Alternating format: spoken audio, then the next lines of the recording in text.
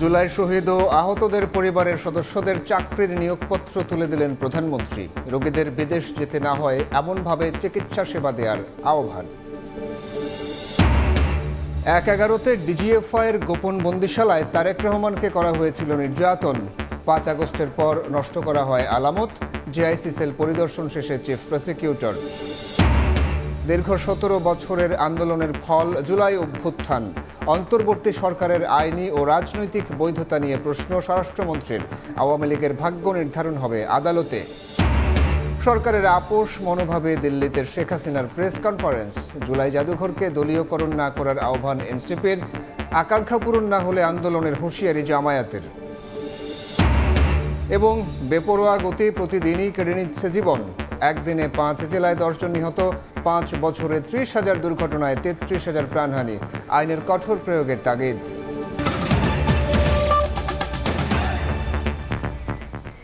সময় সংবাদের সঙ্গে আছে আমি সাইফুল রুদ্র। জ্বালানি ইস্যুতে একটি চক্র দেশে অপপ্রচার চালাচ্ছে বলে মন্তব্য করেছেন প্রধানমন্ত্রী তারেক রহমান। একটি মহলকে সুবিধা দেয়া পলাতক আওয়ামী লীগ সরকারের জ্বালানি নীতির খেসারত দিচ্ছে দেশের মানুষ। বর্তমান সরকার সংকট সমাধানে কাজ করছে। ডক্টর অ্যাসোসিয়েশন অব বাংলাদেশ ড্যাবের ৩৭তম প্রতিষ্ঠা বার্ষিকী উপলক্ষে আয়োজিত চিকিৎসক সমাবেশে একথা বলেন সরকার প্রধান। কোনো রোগীকে যেন বিদেশ যেতে না হয়, চিকিৎসকদের এমনভাবে স্বাস্থ্যসেবা দেওয়ার আহ্বান জানান প্রধানমন্ত্রী। আহমেদ সালেহিনের রিপোর্ট। সরকার প্রধানকে কাছে পেয়ে চিকিৎসকদের উচ্ছ্বাস। সাদরে বরণ করেন প্রধানমন্ত্রী তারেক রহমানকে। সঙ্গে ছিলেন তার সহধর্মিণী ডাক্তার জুবাইদুর রহমানও। জাতীয় সংসদের এলডি হলে ডক্টর অ্যাসোসিয়েশন অব বাংলাদেশ ড্যাবের ৩৭তম প্রতিষ্ঠা বার্ষিকী উপলক্ষে আয়োজিত চিকিৎসক সমাবেশে যোগ দেন প্রধানমন্ত্রী। পায়রা উড়িয়ে ও জাতীয় পতাকা উত্তোলনের মধ্য দিয়ে অনুষ্ঠানের উদ্বোধন করেন সরকার প্রধান। পরে চিকিৎসক সমাবেশ থেকে প্রধানমন্ত্রীর কাছে চিকিৎসক নিয়োগ, চিকিৎসকদের সরকারি চাকরি ও অবসরের বয়সসীমা বাড়ানো সহ বেশ কিছু দাবি তুলে ধরেন চিকিৎসক নেতারা। বিশেষ অতিথির বক্তব্যে ডাক্তার জুবাইদুর রহমান বলেন, মানবিক মূল্যবোধ থেকেই দেশের প্রান্তিক পর্যায়ে পূর্ণ চিকিৎসা সেবা পৌঁছে দিতে হবে চিকিৎসকদেরকেই। আমি বিশ্বাস করি ড্যাব তার ঐতিহ্য, পেশাগত সক্ষমতা ও মানবিক অঙ্গীকার ধারণ করে ভবিষ্যতেও চিকিৎসকদের কল্যাণ, স্বাস্থ্যসেবার মানোন্নয়ন এবং মানুষের পাশে দাঁড়ানোর ক্ষেত্রে গুরুত্বপূর্ণ ভূমিকা পালন করবে। চিকিৎসকদের দাবি পূরণের আশ্বাস দিয়ে প্রধানমন্ত্রী বলেন, ফ্যাসিস্ট সরকারের রেখে যাওয়া ভঙ্গুর অর্থনীতির মধ্যেও স্বাস্থ্য খাতে সর্বোচ্চ গুরুত্ব দিচ্ছে বর্তমান সরকার। দেশের মানুষকে যেন চিকিৎসার জন্য বিদেশে যেতে না হয় এমনভাবে সেবা নিশ্চিত করতে হবে বলেও মন্তব্য করেন সরকার প্রধান। রাজনৈতিক সম্পৃক্ততা যেন পেশাগত দায়িত্ব পালনে বিঘ্ন না ঘটায় সে আহ্বানও ছিল প্রধানমন্ত্রীর। রাজনৈতিক সম্পৃক্ততা যেন নিজেদের পেশাগত দায়িত্ব পালনে বিঘ্ন না ঘটায় বা বিঘ্ন ঘটার কারণ না হয়, সেটি হচ্ছে মোস্ট ইম্পর্টেন্ট। দেশের মানুষ চিকিৎসকদের কাছ থেকে আরো দায়িত্বশীল এবং মানবিক ভূমিকা প্রত্যাশা করে। আমরা সকলে মিলে এমন একটি চিকিৎসা বান্ধব বাংলাদেশ গড়ে তুলি যেখানে দেশের প্রতিটি মানুষ মানসম্মত স্বাস্থ্য সেবা পাবে এবং উন্নত চিকিৎসার জন্য বিদেশমুখী হবে না আর, ইনশাআল্লাহ। জ্বালানি ইস্যুতে প্রধানমন্ত্রী বলেন, একটি চক্র জ্বালানি ও বিদ্যুৎ সেক্টর নিয়ে অপপ্রচার চালাচ্ছে। বিগত আওয়ামী লীগ সরকার একটি মহলকে সুবিধা দিতেই জ্বালানির নীতিমালা করেছিল, যার খেসারত দিচ্ছে দেশের মানুষ। একটি চক্র খুব সুকৌশলে জ্বালানি কিংবা বিদ্যুৎ সেক্টরকে অস্থিতিশীল করার জন্য সক্রিয়, বেশ সক্রিয়। তারা বিভিন্নভাবে বিভিন্ন বিভ্রান্তিকর বক্তব্য উপস্থাপন করছে। সামগ্রিকভাবে জ্বালানি খাতে যেই অপরিকল্পিতভাবে প্ল্যান প্রোগ্রামগুলো গ্রহণ করা হয়েছিল অথবা বিগত দিনগুলোতে কোনো নির্দিষ্ট মহলকে সুবিধা পাইয়ে দেওয়ার জন্য যে সকল নীতি গ্রহণ করা হয়েছিল তার খেসারত সমগ্র দেশ, দেশের মানুষ এবং বর্তমান সরকারকে বহন করতে হচ্ছে। এর আগে এলডি হল চত্বরে নিম ও অর্জুনের দুটি চারাগাছ রোপণ করেন প্রধানমন্ত্রী তারেক রহমান এবং তার সহধর্মিণী ডাক্তার জুবাইদুর রহমান। আহমেদ সালেহিন, সময় সংবাদ, ঢাকা। বন্যায় ক্ষতিগ্রস্তদের খোঁজ নিতে কাল চট্টগ্রাম যাচ্ছেন প্রধানমন্ত্রী তারেক রহমান। বাঁশখালী, হাটহাজারী ও ফটিকছড়ি উপজেলায় ত্রাণ বিতরণ ও নবনির্মিত ১০০ ঘর হস্তান্তর করবেন তিনি। দলীয় প্রধানের সফর ঘিরে উচ্ছ্বসিত নেতা কর্মীরা। বঙ্গোপসাগর উপকূলে বেড়িবাঁধ, চট্টগ্রাম কক্সবাজার মহাসড়ক ৮ লেনে উন্নীতকরণ সহ চট্টগ্রামের উন্নয়নে বড় ধরনের সুখবরের অপেক্ষায় চট্টগ্রামবাসী। আশরাফুল আলম মামুনের ক্যামেরায় শফিকুল আলমের প্রতিবেদন। জুলাইয়ের দ্বিতীয় সপ্তাহ জুড়ে চট্টগ্রামে বন্যায় কয়েক লাখ মানুষ পানিবন্দির পাশাপাশি ক্ষতিগ্রস্ত প্রায় ২৬,০০০ ঘরবাড়ি, যার ক্ষতির পরিমাণ প্রায় ১,৫০০ কোটি টাকা। এমন বাস্তবতায় বন্যা দুর্গতদের দেখতে ৯ আগস্ট রোববার চট্টগ্রামে আসছেন প্রধানমন্ত্রী তারেক রহমান। নামার জন্য উত্তর চট্টগ্রামের বাঁশখালীর বাহারছড়া সমুদ্র সৈকতে প্রস্তুত হেলিপ্যাড। দুপুর ১২টায় একই সৈকতে সমাবেশে যোগ দেবেন সরকার প্রধান। তৈরি হচ্ছে মঞ্চ। প্রধানমন্ত্রীর আগমনে উচ্ছ্বসিত স্থানীয় নেতাকর্মীরা। প্রধানমন্ত্রী আসবে, বিশেষ করে আমাদের ছাওয়া, আমাদের স্থায়ী একটি মজবুত বেড়িবাঁধ। পরে বাঁশখালীতে বন্যায় গৃহহারাদের হস্তান্তর করবেন ১০০ নতুন নির্মিত ঘরবাড়ি। মাননীয় প্রধানমন্ত্রী আসবেন এবং আমরা ১০০ ঘর, যাদের ঘর ভেঙেছিল, মানে পুরোপুরি ভেঙে গিয়েছিল, তাদেরকে ১০০ ঘর করে দিচ্ছি। তো ঘরের চাবি হস্তান্তর করবেন। বাঁশখালী থেকে দুপুরে হেলিকপ্টারে উত্তর চট্টগ্রামের ফটিকছড়ির পেলাগাজী দিঘির মাঠে নামবেন প্রধানমন্ত্রী। প্রস্তুতি চলছে হেলিকপ্টারের মহড়ার। সেখান থেকে বাবুনগর মাদ্রাসা ও হাটহাজারী বড় মাদ্রাসায় যাওয়ার কথা রয়েছে সরকার প্রধানের। আমাদের নেতাকর্মীরা ওনার এই উপস্থিতিতে চাঙ্গা হবে এবং আমাদের সাংগঠনিক ভিত আরও বেশি মজবুত হবে বলে আমি মনে করি। ১৯২১ সালে প্রেসিডেন্ট জিয়াউর রহমান ও ১৯৯৬ সালে সাবেক ৩বারের প্রধানমন্ত্রী বেগম খালেদা জিয়া এসেছিলেন বাঁশখালীর এই বাহারছড়া ইউনিয়নে। দায়িত্ব গ্রহণের পর প্রথম সফর চট্টগ্রামে প্রধানমন্ত্রী তারেক রহমানের। তার আগমন উপলক্ষে বাঁশখালী জুড়ে সাজ রব নেতাকর্মীদের মাঝে। সবার প্রত্যাশা, চট্টগ্রামের জন্য বড় ধরনের সুখবর নিয়ে আসবেন প্রধানমন্ত্রী ও দলীয় প্রধান তারেক রহমান। শফিকুল আলম, সময় সংবাদ, চট্টগ্রাম। জুলাই অভ্যুত্থানের শহীদ ও গুরুতর আহত ১০ জনের পরিবারের সদস্যদের চাকরি নিয়োগপত্র তুলে দিলেন প্রধানমন্ত্রী তারেক রহমান। জুলাই যোদ্ধাদের সিএনজি অটোরিকশা ও রিকশা উপহার দেন সরকার প্রধান। সব আন্দোলনে দেশের মানুষের আত্মত্যাগের মূল লক্ষ্য ছিল উন্নত বাংলাদেশ গড়ে তোলা। সবার সম্মিলিত প্রচেষ্টায় সুন্দর বাংলাদেশ গড়ে তোলার প্রত্যয় জানান প্রধানমন্ত্রী। বৈষম্যহীন এক সমাজ যেখানে থাকবে সাম্য, মানবিক মর্যাদার মানুষের অধিকার প্রতিষ্ঠায় গণতন্ত্রের ধারাবাহিকতা। সেই লক্ষ্যে ফ্যাসিবাদী শাসনের বিরুদ্ধে আপামর জনতার অভ্যুত্থানে নতুন বাংলাদেশের স্বপ্ন দেখার সুযোগ পেয়েছে দেশের মানুষ। আর সেই রক্তঝরা আন্দোলনে কেউ শহীদ হয়েছেন, কেউ হারিয়েছেন শরীরের অঙ্গ প্রত্যঙ্গ। এই ত্যাগের বিনিময়ে যারা দেশকে নতুন করে গণতন্ত্রের পথে হাঁটতে শিখিয়েছেন, সরকার তাদের সম্মান ও মূল্যায়ন করতে ভোলেনি। বরং ধারাবাহিকভাবে সেই সব যোদ্ধা বা তাদের পরিবারের সদস্যদের কর্মসংস্থানের সুযোগ করে দিচ্ছেন স্বয়ং সরকার প্রধান। শনিবার তেজগাঁওয়ের প্রধানমন্ত্রীর কার্যালয়ে ২৪-এর গণঅভ্যুত্থানে শহীদ ও গুরুতর আহত হয়েছেন এমন ১০ ব্যক্তির পরিবারের সদস্যদের চাকরির নিয়োগপত্র তুলে দেন প্রধানমন্ত্রী তারেক রহমান। এ সময় তিনি বলেন, জুলাই আন্দোলনে শহীদ ও আহত ব্যক্তিদের আত্মত্যাগের যথাযথ মূল্যায়নের চেষ্টা অব্যাহত থাকবে। প্রধানমন্ত্রীর কার্যালয়ে এদিন জুলাই গণঅভ্যুত্থানে অংশ নেয়া ২ যোদ্ধার আত্মকর্মসংস্থান ও জীবিকা নির্বাহে সহায়তার লক্ষ্যে একটি সিএনজি অটোরিকশা ও ২টি প্যাডেল চালিত রিকশা উপহার দেন সরকার প্রধান। এ সময় প্রধানমন্ত্রী তাদের শারীরিক অবস্থা, পরিবার ও জীবিকা সম্পর্কে খোঁজ খবর নেন। পরে প্রধানমন্ত্রী নিজে উপস্থিত থেকে উপহার দেয়া বাহনগুলো কিভাবে পরিচালনা করা হবে তা প্রত্যক্ষ করেন। একই সঙ্গে নিরাপদে ও আইন মেনে বাহনগুলো পরিচালনায় প্রয়োজনীয় নির্দেশনা দেন সরকার প্রধান। আহমেদ সালেহিন, সময় সংবাদ, ঢাকা। ১/১১ সময়ে ডিজিএফআইয়ের জেআইসি সেলে আটকে রেখে নির্যাতন করা হয় প্রধানমন্ত্রী তারেক রহমানকে। ২৪-এর ৫ আগস্টের পর সংস্কার করে নষ্ট করা হয় বেশিরভাগ আলামত।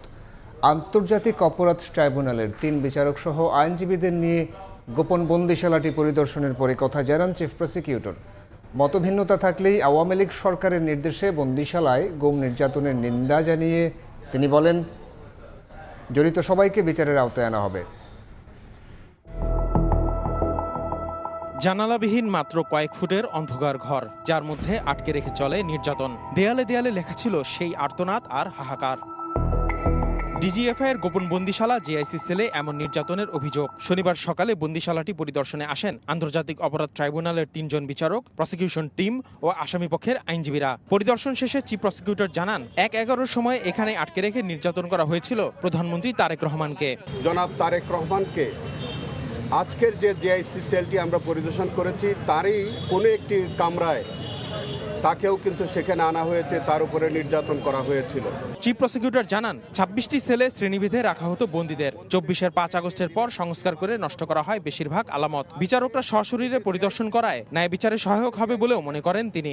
৫ই আগস্টের পরে নতুন করে পেইন্ট করে দেওয়া হয়েছে, অনেক জায়গায় সিমেন্ট দিয়ে এবড়ো করে ওয়ালগুলো আগের যে অবস্থাটা সেটা নষ্ট করে দেওয়া হয়েছে। কারণ হচ্ছে যে তারা অনেক বন্দীরা তারা লিখে রাখতো। যদিও আসামিপক্ষের আইনজীবীদের দাবি, আদালতে বন্দীদের সাক্ষ্যের সঙ্গে মিল খুঁজে পাননি তারা। মিস্টার আজমি যে সাক্ষ্য দিয়েছেন ট্রাইব্যুনালে, সেই সাক্ষ্য এবং আজকে যেটা দেখা গিয়েছে তাতে মিস্টার আজমি একজন মিথ্যাবাদী সাক্ষী হিসাবে পরিগণিত হয়েছেন। এর আগে র্যাবের একটি টর্চার সেল পরিদর্শন করেন ট্রাইব্যুনালের বিচারপতিরা। শিগগিরই র্যাব ২ ও ডিবির টর্চার সেল পরিদর্শন করবেন তারা।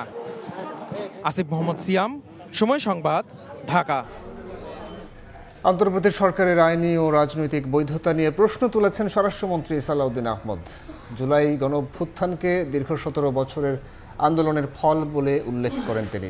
জানান, আওয়ামী লীগের ভাগ্য নির্ধারণ হবে আদালতে। এদিকে তিস্তা ব্যারেজের নামে ভারত সরকারকে হাসিনা কার্ড খেলতে দেয়া হবে না বলে হুঁশিয়ার করেন প্রধানমন্ত্রীর উপদেষ্টা রুহুল কবির রিজভী। জুলাই গণঅভ্যুত্থানের ২ বছর পূর্তি উপলক্ষে ঢাকা বিশ্ববিদ্যালয়ে এক আলোচনা সভার আয়োজন করা হয়। অনুষ্ঠানে অংশ নেন স্বরাষ্ট্রমন্ত্রী সালাউদ্দিন আহমদ, প্রধানমন্ত্রীর উপদেষ্টা রুহুল কবির রিজভী, ঢাকা বিশ্ববিদ্যালয়ের উপাচার্য সহ শিক্ষকরা। রক্তচক্ষুর শিকার হয়ে এ সময় শেখ হাসিনাকে ফিরিয়ে আনতে কেউ কেউ নরম সুরে কথা বলছেন উল্লেখ করে রুহুল কবির রিজভী বলেন, জুলাই আন্দোলনকে যেন কেউ ভুলে না যায়। সরকারের অনুমতি ছাড়া একটি আন্তর্জাতিক প্রতিষ্ঠান দিল্লিতে সে করতে পারে, কি বলে যে কোনো অনুষ্ঠান করতে পারে, আর সেখানে পলাতক এক ফ্যাসিস্ট এখানে কথা বলবে, সেখানে সরকারের কিছু না। চীন, মায়ানমার, বাংলাদেশ করিডোরের কথা বলছেন, সেই কারণেই কি হাসিনা কার্ড খেলা হচ্ছে? এটা আজকে মানুষের কাছে সবথেকে বড় প্রশ্ন। পরে প্রধান অতিথির বক্তব্যে অন্তর্বর্তী সরকারের কর্মকাণ্ডের আইনি ও রাজনৈতিক বৈধতা নিয়ে প্রশ্ন তোলেন স্বরাষ্ট্রমন্ত্রী। তিনি আরও বলেন, আওয়ামী লীগের ভাগ্য নির্ধারণ হবে আদালতে। এ সময় সরকারের অনুমতি ছাড়া একজন পলাতক আসামিকে প্রেস কনফারেন্স করতে দেয়ায় ভারত সরকারের প্রতি ক্ষোভ প্রকাশ করেন। ৫ই আগস্টের অর্জন, এটা সারা বাংলাদেশের গণতন্ত্রকামী মানুষের আরাধনার ফল, ধারাবাহিক ১৭ বছরের দীর্ঘ সংগ্রামের ফসল। এটাকে রাজনীতিকীকরণ করা হচ্ছে একটা ভুল পদ্ধতি। আমরাও আওয়ামী লীগের বিরুদ্ধে বিচারের কথা বলছি সংগঠন হিসেবে। সেই সংগঠনের ভাগ্য নির্ধারিত হবে আদালতে।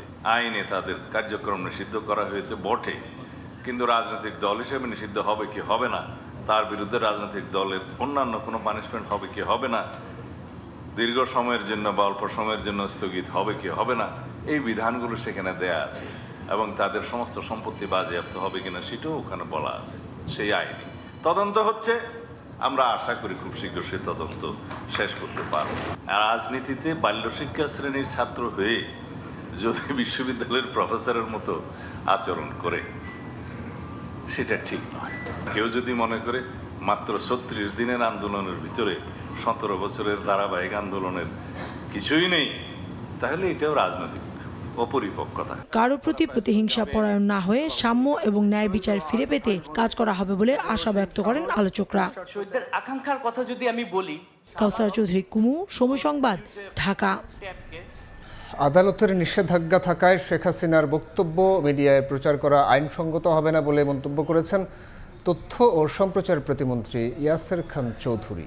সকালে চট্টগ্রামের কালুরঘাট বেতার কেন্দ্র পরিদর্শন শেষে তিনি আরও বলেন, সোশ্যাল মিডিয়ায় ভুয়া তথ্য ও গুজব মোকাবিলায় নানা উদ্যোগ নিচ্ছে সরকার। আদালতে নিষেধাজ্ঞা আছে, একটি নিষিদ্ধ সংগঠনের প্রধান কি বক্তব্য দিতে পারেন কিনা, বা আপনারাও কি একজন ক্রিমিনাল তার বক্তব্য প্রচার করার জন্য আপনাদেরও কি মনে চায় কিনা, সেটাও তো আমাদের প্রশ্ন থাকতেও পারে। বড় প্রজেক্ট হাতে নিয়েছি নিউ মিডিয়ার মাধ্যমে, এবং মিস ইনফরমেশন, ডিসইনফরমেশন, অপতথ্য বা যেই তথ্যগুলা সঠিক নয়, যেগুলো প্রচার হচ্ছে বা প্রচার করার যেই প্রবণতাটা দেখা যাচ্ছে, সেখানে সাইবার সুরক্ষা আইনের মাধ্যমে এবং আমরা অপতথ্য এবং মিথ্যা তথ্য প্রচার বন্ধ করার জন্য আমরা বিভিন্ন রকম প্রজেক্ট হাতে নিয়েছি। জুলাইয়ের আকাঙ্ক্ষা পূরণ না হলে জনগণকে সঙ্গে নিয়ে আন্দোলনের হুঁশিয়ারি দিয়েছেন জামায়াত আমির ডাক্তার শফিকুর রহমান। বিরোধী দলীয় নেতার সরকারি বাসভবনে আলোকচিত্র প্রদর্শনীতে সাংবাদিকদের কাছে গণভোট ইস্যুতে সরকারের সমালোচনা করেন তিনি। জুলাই অভ্যুত্থানের দ্বিতীয় বর্ষপূর্তিতে রাজধানীর মিন্টো রোডে বিরোধী দলীয় নেতার সরকারি বাসভবনে আয়োজন করা হয়েছে আলোকচিত্র প্রদর্শনী। জুলাই এখনো শেষ হয়নি শিরোনামে প্রদর্শনীতে উঠে এসেছে 1947 থেকে 2024 পর্যন্ত বাঙালির স্বাধিকার ও বিভিন্ন গণতান্ত্রিক আন্দোলনের ইতিহাস। শনিবার সকালে বাংলাদেশে নিযুক্ত বিভিন্ন দেশের কূটনীতিকদের প্রদর্শনী ঘুরে দেখান জামায়াতের আমির ডাক্তার শফিকুর রহমান। পরে সাংবাদিকদের সঙ্গে আলাপকালে বিরোধী দলীয় নেতা গণভোট বিষয়ে সরকারের অবস্থানের সমালোচনা করে বলেন, পুরানো বন্দোবস্তের বাইরে সরকারের কোনো অর্জন নেই। সংস্কারের চেয়ে সরকার নিজেদের লোকদের বিভিন্ন কার্ড বিতরণে ব্যস্ত বলেও অভিযোগ করেন তিনি। আমরা পুরানা বন্দোবস্তের বাইরে সরকারের কোনো কিছুই দেখতে পাচ্ছি না। কি দেখছি, কয়েকটা কার্ড বিতরণ দেখেছি, তাও নিজস্ব লোকদের মধ্যেই ম্যাক্সিমাম। এ নিয়েও আবার বিভিন্ন ধরনের কথা আছে। এ সময় জুলাইয়ের আকাঙ্ক্ষা বাস্তবায়নে জনগণকে সঙ্গে নিয়ে আন্দোলনের হুঁশিয়ারি দেন ডাক্তার শফিকুর রহমান। আমাদের বার্তা হচ্ছে, যেহেতু জুলাইয়ের আকাঙ্ক্ষা পূরণ হয়নি, কাজেই জুলাই শেষ হয়নি। সংসদের ভিতরে আমরা দাবি উত্থাপন করলাম যে সংস্কার পরিষদ গঠন করুন, সভা আহ্বান করুন। এর উপরে আলোচনা হলো, ফলাফল শূন্য। আমরা প্রতিবাদে বেরিয়ে এসে আপনাদের মুখোমুখি হয়েছি। জাতিকে আমরা বলেছি, সংসদে আমরা প্রতিকার পাই নাই, ন্যায় বিচার পাই নাই। আপনাদের অধিকার সংসদে তারা মেনে নেয় নাই। এখন আপনাদেরকে সাথে নিয়েই সেই অধিকার আদায়ের জন্য আমরা লড়ে যাব, আন্দোলন করব। সেই আন্দোলনে আমরা আছি। একই দিন রাজধানীর কাকরাইলে ডিপ্লোমা ইঞ্জিনিয়ার্স ইনস্টিটিউশনে জাতীয় উলামা সম্মেলনে যোগ দেন জামাত আমির। এতে দেশ গঠনে আলেম ওলামাদের ঐক্যবদ্ধ হওয়ার আহ্বান জানান তিনি। নাজমুস সালেহী, সময় সংবাদ, ঢাকা। সরকারের আপোষ মনোভাবে দিল্লিতে শেখ হাসিনা প্রেস কনফারেন্স করেছেন বলে মন্তব্য করেছেন এনসিপির আহ্বায়ক নাহিদ ইসলাম। সকালে জুলাই স্মৃতি জাদুঘর পরিদর্শনে গিয়ে কথা বলেন তিনি। এ সময় জুলাই জাদুঘরকে দলীয়করণ না করার আহ্বান জানান নাহিদ ইসলাম। আনুষ্ঠানিক উদ্বোধনীর তৃতীয় দিন শনিবার সকালে জুলাই স্মৃতি জাদুঘর পরিদর্শনে আসেন এনসিপি আহ্বায়ক ও সংসদের বিরোধী দলীয় চিফ হুইপ নাহিদ ইসলাম। এ সময় সঙ্গে ছিলেন 2024-এর জুলাই অভ্যুত্থানের সারথীরা। প্রায় 1.5 ঘন্টা জাদুঘরের বিভিন্ন কক্ষ পরিদর্শন করেন তারা। সহযোদ্ধাদের নিয়ে স্মৃতিচারণ করেন উত্তাল জুলাইয়ের দিনগুলোর। পরিদর্শন শেষে উপস্থিত গণমাধ্যম কর্মীদের সঙ্গে কথা বলেন নাহিদ ইসলাম। এ সময় জুলাই জাদুঘরকে দলীয়করণ না করার আহ্বান জানান তিনি। এইখানে যাতে কোনো ধরনের দলীয় ইতিহাস পরিণত না হয়, এটা একটা প্রকৃত ইতিহাস চর্চার জায়গা এবং একটা জাতীয় ইতিহাসের কেন্দ্রে যাতে আমরা এটাকে রাখতে পারি। কারণ আমরা এর আগে দেখেছি, এর আগের সময়গুলোতে মুক্তিযুদ্ধের ইতিহাস নিয়েও এটা হয়েছে, দলীয়করণ হয়েছে, একদল আসছে, পাঠ্যপুস্তক পাল্টে গিয়েছে, ইতিহাস পাল্টে গিয়েছে। আমরা চাই জুলাই গণ অভ্যুত্থান সম্পর্কিত যে কোনো ইতিহাস, বক্তব্য, জাদুঘর, সেটা যাতে একটা জাতীয় চরিত্র থাকে, যাতে সেটাকে সবাই ধারণ করতে পারে এবং প্রকৃত সত্যটাই সেখানে আসে। বিএনপি ভারতকে ভয় পাচ্ছে এমন অভিযোগ করে নাহিদ ইসলাম বলেন, বাংলাদেশে ফ্যাসিবাদের সঙ্গে ভারতও জড়িত ছিল। তাদের আপোষ মনোভাবে দিল্লিতে বসে শেখ হাসিনা প্রেস কনফারেন্স করেছেন বলে মন্তব্য করেন তিনি। যদি ভয় না পেত তাহলে এটা তো আমাদের ইতিহাসের অংশ এবং এটা তো ভারত করেছে। এবং গত 16 বছর যেই ফ্যাসিবাদ বাংলাদেশে প্রতিষ্ঠিত হয়েছিল, তার সাথে তো ভারত প্রত্যক্ষ বা পরোক্ষভাবে সম্পর্কিত ছিল। মোদি বিরোধী আন্দোলন, এই বিষয়গুলোকে আসলে সরিয়ে দেওয়া হয়েছে। হয়তো সরিয়ে দিয়ে মনে করতেছে এই সরকার ভারতের সাথে সম্পর্ক তারা ভালো রাখতে পারবে। এই সরকারের এই আপোষকামী মনোভাবের কারণে কিন্তু আমরা দেখলাম দিল্লিতে কনফারেন্স করে এখন পতিত স্বৈরাচার শক্তি তারা হুঙ্কার দিচ্ছে এবং সরকার একটা শুধু প্রেস রিলিজ দিয়ে তার দায়িত্ব শেষ করছে। এছাড়াও জাদুঘরের নিরাপত্তা ব্যবস্থা জোরদার করার পাশাপাশি স্বায়ত্তশাসিত প্রতিষ্ঠান করে নতুন আইন প্রণয়নেরও দাবি জানান নাহিদ ইসলাম। কামরুল হাসান, সময় সংবাদ, ঢাকা। সময় সংবাদে আরও থাকছে, জীবনের ঝুঁকি নিয়ে সাগর পাড়ি দিয়ে ইউরোপ প্রবেশের চেষ্টা, গ্রিস উপকূল থেকে 72 বাংলাদেশি সহ 2 শতাধিক অভিবাসন প্রত্যাশী আটক, রাখা হয়েছে অস্থায়ী আশ্রয় কেন্দ্রে।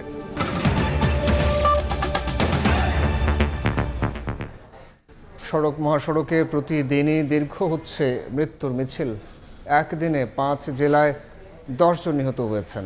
নাটোরে ভটভটি ও বাসের মুখোমুখি সংঘর্ষে প্রাণ গেছে 3 গরু ব্যবসায়ীর। এদিকে সিরাজগঞ্জে পণ্যবাহী ট্রাক নলকা ও ওভারপাসে ওঠার সময় যাত্রীবাহী বাস ধাক্কা দিলে ঘটনাস্থলে মৃত্যু হয় দুজনের। এছাড়া কিশোরগঞ্জের বাস চাপায় অটোরিকশা চালক সহ দুজন নিহত হয়েছেন। সড়ক মহাসড়ক যেন মৃত্যুফাত। যান চালকদের বেপরোয়া গতি আর পথচারীদের অসচেতনতায় প্রতিনিয়তই ঝরছে প্রাণ। আজও 10 জনের মৃত্যু হয়েছে। শনিবার সকালে নাটোরের গুরুদাসপুরের নয়াবাজারে গরুবাহী ভটভটি ও রাজশাহীগামী বাসের মুখোমুখি সংঘর্ষ হয়। এতে ঘটনাস্থলেই এক গরু ব্যবসায়ী নিহত হন। খবর পেয়ে পুলিশ গুরুতর আহত অবস্থায় কয়েকজনকে হাসপাতালে নিলে চিকিৎসাধীন অবস্থায় আরও 2 জনের মৃত্যু হয়। অবস্থা আশঙ্কাজনক হয় 3 জনকে উন্নত চিকিৎসার জন্য রাজশাহী মেডিকেল হাসপাতালে পাঠানো হয়েছে। রোড অ্যাক্সিডেন্টে আজকে 3 জন মারা গেছে। এই আমাদের ধামানিপাড়া গ্রামের 2 ভাই মারা গেছে। সিরাজগঞ্জ থেকে আসা পণ্যবাহী ট্রাক নলকা ওভারপাসে ওঠার সময় একটি বাস ধাক্কা দেয়। এতে ঘটনাস্থলেই 2 জন নিহত হন। আহত হন অন্তত 10 জন। যার কারণে এই দুর্ঘটনা ঘটে। আর ওখানে দুর্ঘটনা ঘটার পর গাড়িটা আবার ওখানে ঠাকুরগাঁয়ে পথচারীর সঙ্গে ধাক্কা লাগে মোটরসাইকেল আরোহীর। এতে মোটরসাইকেল থেকে পড়ে অর্ণব ইসলাম ও পথচারী আবুল হোসেনের মৃত্যু হয়েছে। আহত আরও একজনের অবস্থা গুরুতর। কিশোরগঞ্জের পাকুন্দিয়ায় বাস চাপায় অটোরিকশা চালক নিহত হয়েছেন। গুরুতর আহত 3 জনকে হাসপাতালে নেওয়া হলে চিকিৎসাধীন অবস্থায় মৃত্যু হয় আরও একজনের। এছাড়া বান্দরবানের আলীকদমে বাস দুর্ঘটনায় হোসাইন নামে একজন নিহত হয়েছেন। এদিকে শুক্রবার সিলেটের ওসমানীনগরে সড়ক দুর্ঘটনায় নিহত 9 জনের প্রত্যেক পরিবারকে 5 লাখ, পঙ্গুত্ব বরণকারী 3 লাখ এবং আহতদেরকে 1 লাখ টাকা করে সরকারি অনুদানের ঘোষণা দিয়েছেন প্রবাসী কল্যাণ মন্ত্রী আরিফুল হক চৌধুরী। যারা মৃত্যুবরণ করেছে তাদেরকে 5 লক্ষ টাকা সরকারের পক্ষ থেকে, এবং যারা পঙ্গুত্ব বরণ করবে, যেটা ডাক্তার বা এখানকার মেডিকেশনের তারা বলবে, তাদেরকে 3 লক্ষ টাকা, আর যারা এখানে চিকিৎসাধীন আছেন তাদের সুস্থতার জন্য 1 লক্ষ টাকা করে দেওয়া হবে। তানজিনা তাসনিম, সময় সংবাদ। সড়কে কোনোভাবেই থামছে না মৃত্যুর মিছিল। যানবাহনের বেপরোয়া গতির কারণে প্রতিদিনই ঝরছে প্রাণ। 5 বছরে সারা দেশে 30,000-এর বেশি দুর্ঘটনায় প্রাণ গেছে প্রায় 33,000 জনের, আর আহত হয়েছেন প্রায় 50,000। বিশেষজ্ঞরা বলছেন, আইনের দুর্বল প্রয়োগ আর দায়ীদের শাস্তি না পাওয়াই সড়ক দুর্ঘটনার মূল কারণ। আল মামুনের ছবিতে তানভীর হাসান মেঘের রিপোর্ট।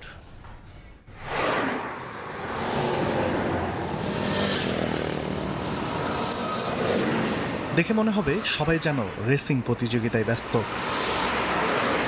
চালকেরা প্রতিনিয়ত তাড়া করছেন একে অপরকে। সড়ক ও মহাসড়ক বেঁধে নির্ধারিত গতিসীমার তোয়াক্কা করছে না কেউ। অনেক ক্ষেত্রেই এর অনিবার্য পরিণতি দুর্ঘটনা। বিশেষজ্ঞরা বলছেন, নিয়ন্ত্রণহীন গতি ছাড়াও মোটরসাইকেল ও ইজি বাইকের অবাধ চলাচল, ব্যাটারি চালিত রিকশা ব্যাপকভাবে বেড়ে যাওয়া, সড়কের নির্মাণ ত্রুটি, উল্টো পথে যানবাহন চলা, অদক্ষ চালক সহ বিভিন্ন কারণ রয়েছে সড়ক দুর্ঘটনার। মেইনলি হলো ওভারটেকিং এর জন্য অ্যাক্সিডেন্ট হয়, স্পিডে চলার কারণে হইতাছে। মাঝজন্য সঠিক ড্রাইভারের গাড়ি দিয়ে চালায় না, একটা গাড়ি ড্রাইভার স্পিডে চালাইতেছে, অটো রিক্সা ওর লগে পাল্লাতে চলে।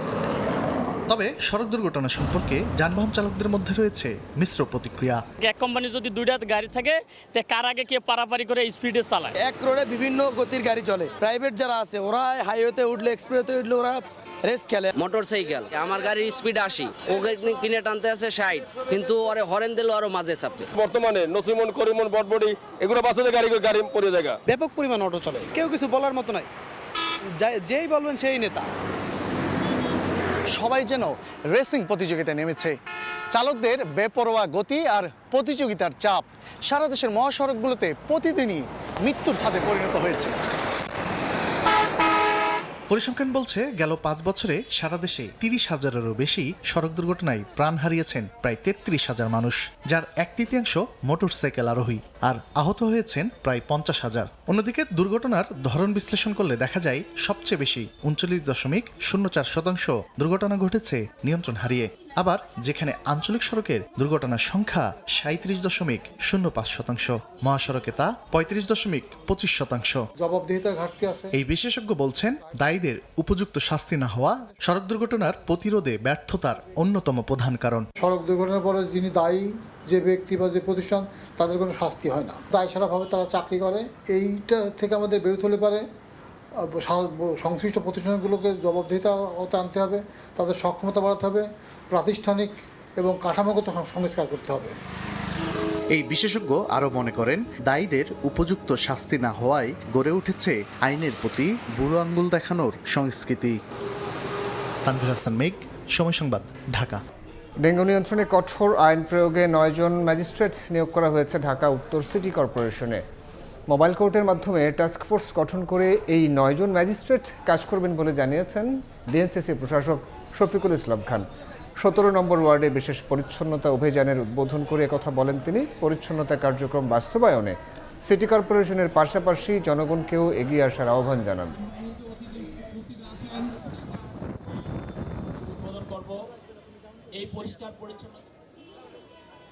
ডেঙ্গুকে নিয়ন্ত্রণে রাখার জন্য, আইনকে প্রয়োগ করার জন্য ইতিমধ্যে 9 জন ম্যাজিস্ট্রেটকে আমরা নিয়োগ দিয়েছি। গত বুধবার দিন আমরা নিয়োগ দিয়েছি। তারা প্রতিটি জোনে, প্রতিটি জোনাল যে ওয়ার্ডগুলো আছে তারা সেখানে মোবাইল কোডের মাধ্যমে তারা কাজ করবে। শুধুমাত্র সিটি কর্পোরেশনের পরিচ্ছন্ন কর্মী দিয়েই পরিষ্কার রাখাটা একটা দুরূহ বিষয়। কিছু অসচেতনতার কারণে একই জায়গায় আবার আমরা সেখানে আবর্জনা ময়লা দেখতে পাই। বদলে গেছে উত্তরার দিয়াবাড়ি লেকের চিত্র। দীর্ঘ প্রায় 10 মাসের চেষ্টায় লেকটি এখন প্রায় পরিষ্কার। 75% কাজ এরই মধ্যে শেষ হয়েছে, আর 10 থেকে 15 দিনের মধ্যে শেষ হবে বাকি কাজও। হাতের ঝিল এবং ধানমন্ডি লেকের আদলে তৈরি করা হবে উত্তরা দিয়াবাড়ি লেক, এমন পরিকল্পনা রয়েছে সরকারের। বুলবুল রেজা রিপোর্ট। রাজধানী উত্তরার দিয়াবাড়ি লেক, যা একসময় ছিল ময়লা আবর্জনায় পরিপূর্ণ, তবে এখন প্রায় পরিষ্কার। উত্তরা 12 নম্বর থেকে 17 নম্বর সেক্টরের প্রায় 8 কিলোমিটার লেক এখন ময়লা আবর্জনা মুক্ত। নির্বাচনের আগে 4 মাস, নির্বাচনের পরে আরও 5 মাস, এই 9 মাসে শেষ হয়েছে প্রায় 8 কিলোমিটার লেকের পরিচ্ছন্নতা কার্যক্রম। আর এই কাজটি সম্পন্ন হয়েছে কোনো ধরনের সরকারি সহায়তা ছাড়াই। ঢাকা মহানগর উত্তর বিএনপির যুগ্ম আহ্বায়ক আফাজউদ্দিনের নেতৃত্বে প্রতিদিন প্রায় অর্ধশত মানুষের অক্লান্ত পরিশ্রমের ফলে কাজটি এখন শেষের পথে। যতদিন এগুলা পরিষ্কার পরিচ্ছন্ন না হবে ততদিন আমরা আছি। প্রতিষ্ঠাবার্ষিকী উপলক্ষে ঘোষণা দিয়েছিল আমাদের কর্মসূচি খাল নালা ডোবা পরিষ্কার করার জন্য, সেই থেকে আমরা এই কর্মসূচি পালন করতে আছি। আর মাত্র 500 মিটার ময়লা আবর্জনা পরিষ্কার করলে পুরো দিয়াবাড়ি লেক ফিরে পাবে নতুন চেহারা। ভবিষ্যতে যেন লেকটি এরকম পরিষ্কার পরিচ্ছন্ন থাকে, সেজন্য উদ্যোগ নেওয়া হয়েছে। বনায়ন কর্মসূচির আওতায় আসবে লেকের দুপাশ। দৃশ্যমান করে মানুষকে বসার উপযোগী করা এবং বনায়ন করা এবং এটাকে একদম সকল বর্জ্য অপসারণ করে এটাকে মোটামুটি একটা পর্যায়ে নিয়ে আসার প্রাথমিকভাবে আমরা যেটা ব্যক্তিগতভাবে সেটা আমরা করছি। উত্তর সিটির প্রশাসক বলছেন 29টি খালের 20টির ডিমার্কেশন এরই মধ্যে শেষ হয়েছে। হাতির ঝিল এবং ধানমন্ডি লেকের আদলে দিয়াবাড়ি লেক তৈরির পরিকল্পনা আছে বলেও জানান তিনি। অলরেডি খালগুলো পুনরায় ডিমার্কেশন করার জন্য আমরা একটা কমিটি করে দিয়েছি। অলরেডি আমাদের 29টা খালের মধ্যে 20টা খাল ডিমার্কেশন হয়ে গেছে। লেকের দুপাশের অবৈধ স্থাপনা সরানোরও উদ্যোগ নেওয়া হয়েছে। এরই মধ্যে বেশিরভাগ অবৈধ স্থাপনা উচ্ছেদ করা হয়েছে। বুলবুল রেজা, সময় সংবাদ, ঢাকা। ভবন মালিক ও রাজুকের পরিদর্শকরা অনিয়ম দুর্নীতির সঙ্গে জড়িত বলে মন্তব্য করেছেন রাজুক চেয়ারম্যান। সকালে জাতীয় প্রেস ক্লাবে আয়োজিত অনুষ্ঠানে কথা জানান তিনি বলেন, ভবনের নকশা যথাযথভাবে তৈরি করলে ভূমিকম্পের ক্ষয়ক্ষতি অনেকাংশে প্রতিরোধ করা সম্ভব। গত কয়েক মাসে শতাধিক ভূকম্পন অনুভব করেছে রাজধানীবাসী, তবুও থেমে নেই অপরিকল্পিতভাবে বহুতল ভবন নির্মাণ কাজ। শনিবার জাতীয় প্রেস ক্লাবে ভূমিকম্প ঝুঁকিতে দেশ, আমাদের করণীয় শীর্ষক সংলাপের আয়োজন করে Dhaka utility reporters association dura. অনুষ্ঠানে বিশেষজ্ঞরা বলেন, বড় ধরনের ভূমিকম্প ঝুঁকি এড়াতে বহুতল ভবন নির্মাণে সঠিক পরিকল্পনা এবং দক্ষ ইঞ্জিনিয়ার প্রয়োজন। সেই সঙ্গে অনিয়মে জড়িতদের বিরুদ্ধে যথাযথ ব্যবস্থা গ্রহণের বিষয়েও জোর দেন বক্তারা। 35 থেকে 40% building are not safe for earthquake. এইগুলা কি আমাদের মজবুতিকরণ করতে, বাট আপনি তো জানেন না কোন 40%। So you have to go through এই যে 6 লাখ বিল্ডিংয়ে প্রত্যেকটা ধরে ধরে এই কালার কোডটা দিয়ে চেক করতে হবে। রাষ্ট্র খালি শুধু জাস্ট গিয়ে ইন্সপেকশন করে তাকে জাস্ট মানে একটা কমপ্লেন দেয়া না, বরঞ্চ রাষ্ট্রের সেই শক্তিশালী জায়গায় থাকতে হবে কোনো দুর্বৃত্তরা তারা এই ধরনের দুর্বল মাটির উপরে ভবন বানানো প্রকল্প নেওয়ার সাহসী পাবেন না। ডেভেলপারদেরকে একটা নির্দেশনা দিন যে অভিজ্ঞ প্রকৌশলীকে দিয়ে আপনার বিল্ডিংয়ের নকশাটি করুন, বিল্ডিংটি ডেফিনেটলি সাস্টেনেবল হবে। ভবন তৈরির ক্ষেত্রে অবশ্যই যাতে আমরা বিএনবিসি ফলো করি অথবা রাষ্ট্রের যে আইন কানুন আছে বিল্ডিং তৈরির ক্ষেত্রে, বিল্ডিংয়ে বসবাস করার ক্ষেত্রে সেটা যেন আমরা মেনে চলি। এদিকে ভবন মালিক ও রাজুক কর্মকর্তারা যৌথভাবে অনিয়ম আর দুর্নীতিতে জড়িত বলে মন্তব্য করেন রাজুক চেয়ারম্যান রিয়াজুল ইসলাম। এ সময় তিনি জানান, অনিয়মে জড়িত পরিদর্শকদের বিরুদ্ধে ব্যবস্থা নেয় 240 জনের মধ্যে এখন কাজ করছেন মাত্র 135 জন। একটা বাড়ির মিটার কেটে আনতেছে, আবার লাগাচ্ছে, আবার চুরি করতেছে, কোর্টে যাচ্ছে। তাহলে এই একটা বাড়ির পিছনে আমাকে একটা করে ইন্সপেক্টর রেগুলার লাগাই রাখতে হবে। প্লিজ আপনার নিয়মের মধ্যে আসেন। রিহ্যাব বলেন বা বিল্ডিং ওনারের আর এই আমার ইন্সপেক্টরের তো এই যৌথ প্রযোজনায় এই নিয়মগুলো হয়। অবৈধভাবে নির্মিত স্থাপনার বিষয়ে রাজুক নীতিমালা তৈরি করছে বলেও জানান রাজুক চেয়ারম্যান। সেটা মাইমুনা হায়দার চৌধুরী, সময় সংবাদ, ঢাকা। যাত্রীয় বিমান ক্রু সহ প্রায় 270 জন আরোহী নিয়ে ইতালির রোমে কারিগরি সমস্যায় পড়া বাংলাদেশ বিমানের ফ্লাইটটি দেশে পৌঁছাতে পারে আগামীকাল সকালে। একই সঙ্গে ঢাকা থেকে শনিবার টরন্টোগামী ফ্লাইটটিরও যাত্রা বিলম্ব হবে। শনিবার এক প্রেস বিজ্ঞপ্তিতে এই তথ্য জানিয়েছে বিমান বাংলাদেশ এয়ারলাইন্স কর্তৃপক্ষ। জানায়, রোমে অবস্থানরত BG 306 ফ্লাইটটি গ্রাউন্ডের অবস্থায় রয়েছে। যাত্রীদের রাখা হয়েছে আবাসিক হোটেলে। উড়োজাহাজটির কারিগরি সমস্যা নিরসনে প্রকৌশলী দল ও খুচরা যন্ত্রাংশ শনিবার রোমের স্থানীয় সময় সন্ধ্যা 7টার দিকে পৌঁছানোর কথা রয়েছে। পরিকল্পনা অনুযায়ী কারিগরি সমস্যা মেরামতের পর দেশটির স্থানীয় সময় রাত 11টায় ঢাকার উদ্দেশ্যে ছেড়ে আসবে এবং 9 আগস্ট রোববার সকাল 11:30টায় ঢাকায় পৌঁছানোর সম্ভাবনা রয়েছে।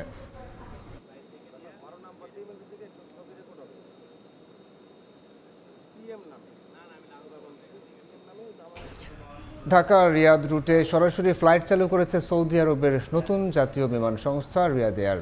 সকালে সংস্থাটির প্রথম বাণিজ্যিক ফ্লাইট হজরত শাহজালাল আন্তর্জাতিক বিমানবন্দরে অবতরণ করে। এ উপলক্ষে আয়োজিত অনুষ্ঠানে বক্তব্য রাখেন ঢাকায় নিযুক্ত সৌদি আরবের রাষ্ট্রদূত ডক্টর আবদুল্লাহ জাফর বিন আবিয়া ও বিমানবন্দরের নির্বাহী পরিচালক গ্রুপ ক্যাপ্টেন রাগিব সামাদ।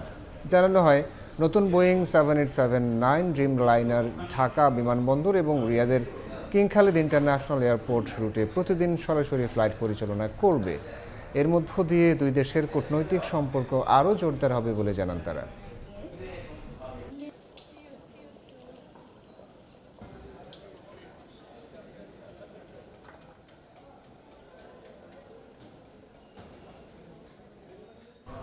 দেশের সব ব্যবসায়িক সিন্ডিকেট ভেঙে প্রান্তিক কৃষক যেন লাভবান হয় সেই উদ্যোগ গ্রহণ করা হচ্ছে বলে জানিয়েছেন আইনমন্ত্রী মোহাম্মদ আসাদুজ্জামান। সকালে ঝিনাইদহে শৈলকুপায় পাট ও পেঁয়াজ বাজার পরিদর্শন শেষে সাংবাদিকদের একথা বলেন তিনি। সমস্ত সিন্ডিকেট ভেঙে, সমস্ত সেক্টরের সব সিন্ডিকেট ভেঙে আমরা প্রান্তিক কৃষক যাতে লাভবান হয় সেদিকে এগিয়ে যাব। মজুতদারি, এই মজুতদারির বিরুদ্ধে আইন আছে এবং যারা মজুতদারি করে আপনাদের অবগতির জন্য জানাচ্ছি 1974 সালের বিশেষ ক্ষমতা আইন যেটা করে দিয়ে গেছে, সেখানে মজুতদারের সর্বোচ্চ শাস্তি মৃত্যুদণ্ড। শুধু যারা মজুতদারি করবেন তারা ভেবে চিন্তা করবেন। তিস্তা মহাপরিকল্পনা নিয়ে সরকারের টেকনিক্যাল কমিটি কাজ করছে বলে জানিয়েছেন পানি সম্পদ প্রতিমন্ত্রী ফরহাদ হোসেন আজাদ। দুপুরে কুড়িগ্রামের চিলমারি বন্দর এলাকা পরিদর্শনে এসে কথা জানান তিনি। শিগগিরই তিস্তা মহাপরিকল্পনার পাইলট প্রকল্পের কাজ শুরু হবে বলেও জানান তিনি। তিস্তা নিয়ে ইতিমধ্যেই আমাদের টেকনিক্যাল কমিটি কাজ করেছেন এবং ইতিমধ্যেই আমরা আরও দেশের বাইরে বিভিন্ন দেশের কাছ থেকে পরামর্শ নিচ্ছি, কারণ একটি প্রজেক্ট কিন্তু একদিনও হবে না। আমাদের সরকারের মেয়াদ কেবল 5 মাস হলো, আমাদের কিছুদিন সময় দেন। ইনশাল্লাহ আমার অল্প কিছুদিনের ভিতরে আমরা তিস্তা যে মহাপরিকল্পনা প্রজেক্ট, সে প্রজেক্টটি আমরা বাস্তবায়নের কাজ পাইলট হিসেবে শুরু করব। সময় সংবাদে আরও থাকছে। আনকোড়া থমসনের পেস আগুনে ভস্ম বাংলাদেশ। 3 দিনের ম্যাচে ইনিংস ও 38 রানের জয় অস্ট্রেলিয়া একাদশের। ভুল শুধরে ঘুরে দাঁড়ানোর প্রত্যাশা সিমন্সের।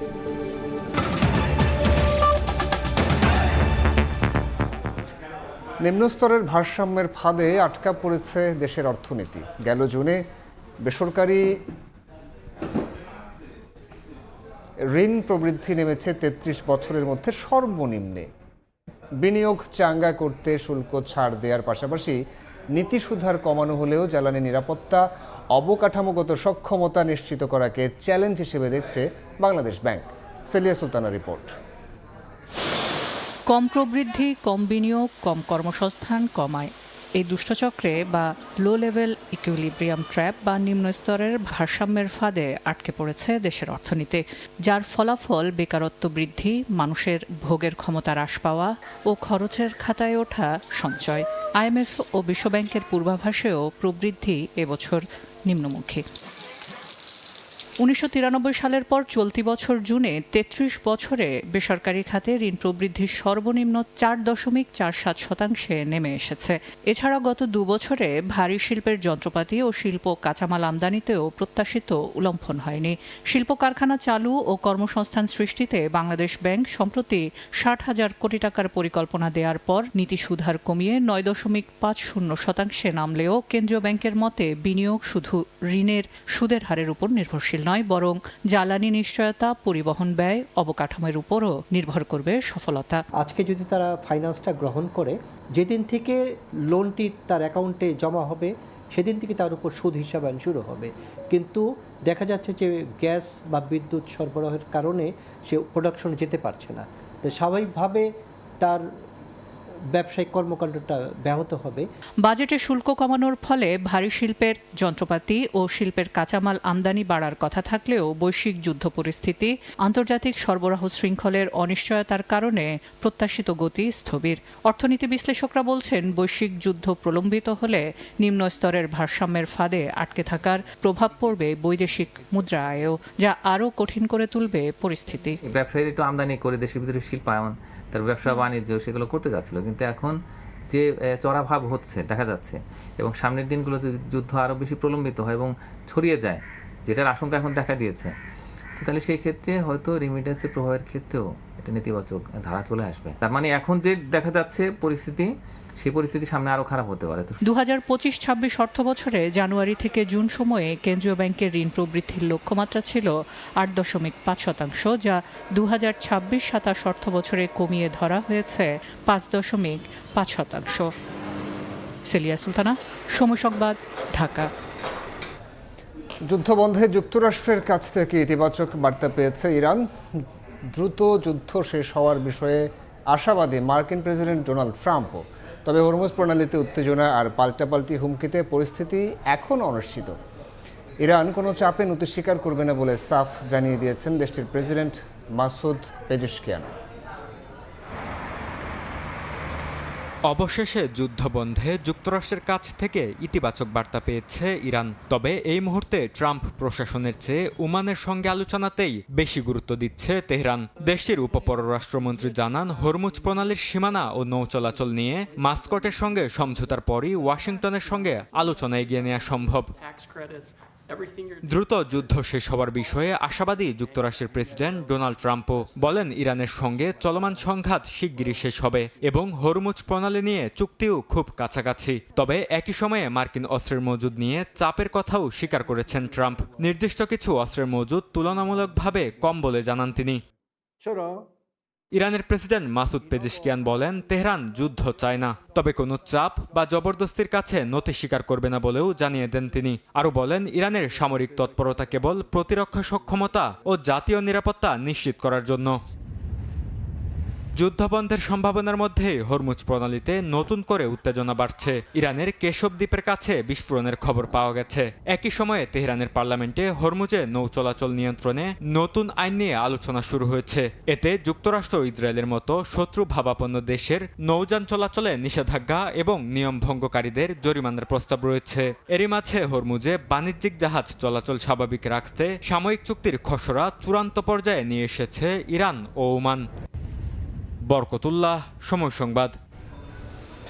গ্রিসের উপকূল থেকে 72 বাংলাদেশি সহ 2 শতাধিক অভিবাসন প্রত্যাশীকে উদ্ধার করা হয়েছে। লিবিয়া থেকে গ্রিসে অনুপ্রবেশের সময় ইউরোপীয় সীমান্তরক্ষী একটি সংস্থা তাদের উদ্ধার করে। এসব অভিবাসন প্রত্যাশীদের গ্রিসের একটি বন্দরের অস্থায়ী আশ্রয় কেন্দ্রে রাখা হয়েছে। ইউরোপের স্বপ্ন যেন মহামারী আকার ধারণ করেছে। জীবনের ঝুঁকি নিয়ে ভূমধ্যসাগর পাড়ি দিয়ে গ্রিসের দক্ষিণাঞ্চলে পৌঁছায় 40 অভিবাসন প্রত্যাশী। ইয়েরা পেত্রার দক্ষিণ পূর্ব উপকূলে তাদের বহনকারী নৌকাটি শনাক্ত করে ইউরোপীয় সীমান্তরক্ষী সংস্থা ফ্রন্টেক্সের একটি বিমান। পরে কোস্টগার্ড ও একটি মাছ ধরার নৌকার সহায়তায় তাদের নিরাপদে বন্দরে নেওয়া হয়। এরপর শুরু হয় নিবন্ধন ও পরিচয় যাচাইয়ের প্রক্রিয়া। শুক্রবার এক প্রতিবেদনে বিষয়টি জানায় মিডল ইস্ট মনিটর। ওই ঘটনার মাত্র কয়েক ঘন্টা আগেই দুটি নৌযান থেকে উদ্ধার করা হয় আরও 112 জনকে। প্রথম নৌযানে ছিলেন 56 জন, যাদের মধ্যে 31 জন সুদানের এবং 25 জন বাংলাদেশের নাগরিক। দ্বিতীয় নৌযানেও ছিলেন 56 জন, তাদের মধ্যে 47 বাংলাদেশি এবং 9 মিশরীয় নাগরিক ছিলেন। গ্রিসের দক্ষিণের দ্বীপ ক্রিটে সাম্প্রতিক সময় লিবিয়া থেকে অভিবাসন প্রত্যাশীদের প্রবেশ বেড়েছে। মাত্র 48 ঘন্টার মধ্যে অন্তত 202 জন সেখানে পৌঁছেছেন বলে জানিয়েছে স্থানীয় সংবাদ মাধ্যম। নতুন করে যাওয়া সবাইকে হেরাক্লিয়ন বন্দরের অস্থায়ী আশ্রয় কেন্দ্রে নেওয়া হয়েছে। এতে দ্বীপটির প্রশাসন ও অভ্যর্থনা কেন্দ্রগুলোর উপর বাড়ছে চাপ। এদিকে আগের একটি উদ্ধার অভিযানে 50 জন অভিবাসন প্রত্যাশীকে পাচারের অভিযোগে দক্ষিণ সুদানের 16 বছর বয়সী এক কিশোরকে আটক করেছে গ্রিক কর্তৃপক্ষ। অভিবাসীদের জবানবন্দি অনুযায়ী লিবিয়ার তবরুক থেকে গ্রিসের উদ্দেশ্যে যাত্রায় নৌকাটি চালানোর অভিযোগ রয়েছে তার বিরুদ্ধে। এজন্য প্রত্যেক অভিবাসীর কাছ থেকে $1,500 থেকে $2,000 পর্যন্ত নেওয়া হয়েছিল বলে দাবি করা হয়। নাদিম মারজান, সময় সংবাদ। হতাশার পরেও আশা ছাড়ছেন না tiger head coach Phil Simmons. Darwin টেস্টের আগে হাতে থাকা 3 দিনের উন্নতির প্রত্যাশা, শান্ত মুশফিকরা নিজেদের ভুল শুধরে ছন্দে ফিরবেন এমনটাই চাওয়া তার। যদিও প্রস্তুতি ম্যাচে বাস্তবতা বেশ ভালোভাবেই টের পেয়েছেন এই উইন্ডিজ। বাংলায় প্রবাদ আছে, যার হয় না 9 তার হয় না 90। দেশের ক্রিকেটের বেলায় এই প্রবাদ যেন পুরোটাই সত্যি। হাঁটি হাঁটি পাপা করে টেস্টে 2 যুগের বেশি সময় পার করলেও বাংলাদেশ যেন এখনো 26 বছর পেছনে, ঠিক যেখান থেকে শুরু করেছিল সেখানে। আর তাই 3 দিনের প্রস্তুতি ম্যাচেও তাদের হারের তিক্ততা পেতে হয় ইনিংস ব্যবধানে। অস্ট্রেলিয়ার মাটিতে সাদা বলের ক্রিকেট যে কারো জন্যই কঠিন, বাংলাদেশের জন্য তা যেন হিমালয় সম। অন্তত প্রস্তুতি ম্যাচের পর এ কথা বলা যায় অবলীলায়। মারারা ওভালে যেভাবে উইকেট বিলিয়ে এসেছেন শান্ত, সৌম্য, মুমিনুলরা, তাতে 23 বছর আগের স্মৃতি যে আবারও একইভাবে ফিরে আসতে যাচ্ছে তা নিশ্চিতই, যদি না এর মাঝে অতি মানবীয় কিছু করে ফেলে লাল সবুজ। অস্ট্রেলিয়াও জানে বাংলাদেশের বিপক্ষে জয় তুলে নিতে তাদের খুব একটা বেগ পেতে হবে না। তারপরও সিএ যথেষ্ট গুরুত্ব দিয়েই স্কোয়াড সাজিয়েছে। প্রতিপক্ষ দুর্বল হলেও কোনো ছাড় দেয়নি, কারণ সিরিজটা ওয়ার্ল্ড টেস্ট চ্যাম্পিয়নশিপের অংশ। একই হিসেব বাংলাদেশের ক্ষেত্রেও, তাই সিমন্সের স্কোয়াডে আছেন সেরা ছাত্ররাই। তবুও ভরসা রাখার উপায় কই। অবশ্য প্রস্তুতি ম্যাচে এমন একটা পারফরমেন্সের পরও প্রত্যাশা রাখছেন হেড কোচ। 13 অগাস্ট প্রথম টেস্ট শুরু হওয়ার আগে 3টা প্র্যাকটিস সেশনকেই যথেষ্ট সময় হিসেবে দেখছেন তিনি ভুল শোধরানোর জন্য। কোচের এমন প্রত্যাশার চমৎকার প্রাপ্তি দেশের ক্রিকেটে এসেছে কদাচিৎ। 3 দিনের ম্যাচে ইনিংস ব্যবধানে হার নিঃসন্দেহে হতাশার। আমাদের হাতে সময় ছিল, কিন্তু ব্যাটাররা ভালো করতে পারেনি, তাই এমন রেজাল্ট হয়েছে। তবে এটা নিয়ে আমাদের বসে থাকলে চলবে না। আমাদের হাতে আরো 3 দিনের মতো সময় আছে। আশা করব এর মাঝে ভুলগুলো শুধরে আমরা ঘুরে দাঁড়াতে পারবো। তবে এটা ঠিক, আমাদের সামনে কঠিন চ্যালেঞ্জ অপেক্ষা করছে। আশায় থাকা কোচের জন্য স্বস্তির খবর তাইজুল ইসলাম। প্রস্তুতি ম্যাচে ব্যাট করার সময় আঙ্গুলে পাওয়া চোট সেরে উঠেছে তার। প্রথম টেস্টে তাকে পেতে কোনো শঙ্কা নেই, কিন্তু প্রশ্ন হচ্ছে স্পোর্টিং উইকেটে সাধারণত যে সময়ে সুবিধা পান স্পিনাররা, ব্যাটসম্যানরা সেই পর্যন্ত ডারউইন টেস্ট টেনে নিতে পারবেন তো? এস.এম. ইকবাল, সময় সংবাদ।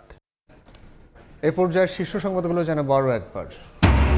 জুলাই শহীদ ও আহত 10 জনের পরিবারের সদস্যকে চাকরি নিয়োগপত্র তুলে দিলেন প্রধানমন্ত্রী। রোগীদের বিদেশ যেতে না হয় এমনভাবে চিকিৎসা সেবা দেওয়ার আহ্বান। অন্তর্বর্তী সরকারের আইনি ও রাজনৈতিক বৈধতা নিয়ে প্রশ্ন স্বরাষ্ট্রমন্ত্রীর। আওয়ামী লীগের ভাগ্য নির্ধারণ হবে আদালতে, ভারতকে হাসিনা কার্ড খেলতে না দেওয়ার হুঁশিয়ারি। এবং 1/11-তে ডিজিএফআইয়ের গোপন বন্দিশালায় তারেক রহমানকে করা হয়েছিল নির্যাতন। 5 আগস্টের পর নষ্ট করা হয় আলামত। জেআইসি সেল পরিদর্শন শেষে চিফ প্রসিকিউটর।